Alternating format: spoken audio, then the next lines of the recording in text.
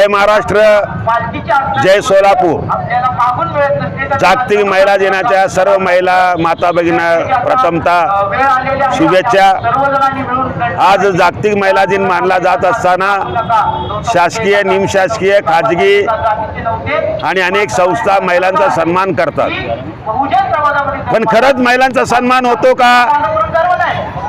महिलांचा सन्मान व्हायला लागला का? महिलावर मोठे अत्याचार होत आहेत। महिलावर अनेक प्रकारचे वेगवेगळ्या माध्यमातून अन्याय होत आहे।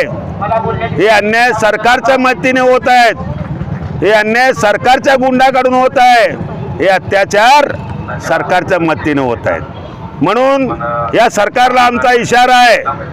मी सोलापूर, माझ्या सोलापूर समितीच्या माध्यमातून आम्ही सर्व महिलांना घेऊन या ठिकाणी संरक्षणासाठी धरणे आंदोलन केलं। सरकारला आमची विनंती वजा इशारा आहे की यापुढे एखादा महिलेवर अत्याचार झाला तर फास्ट कोर्टमध्ये ताबडतोब केस चालवावा आणि झालेल्या महिलेला त्याचा न्याय मिळवून द्यावा।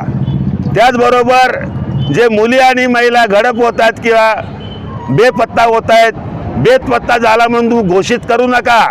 ते बेपत्ता का होत आहेत? कोणी पळवून नेलं का? कोणी लग्न केलं का?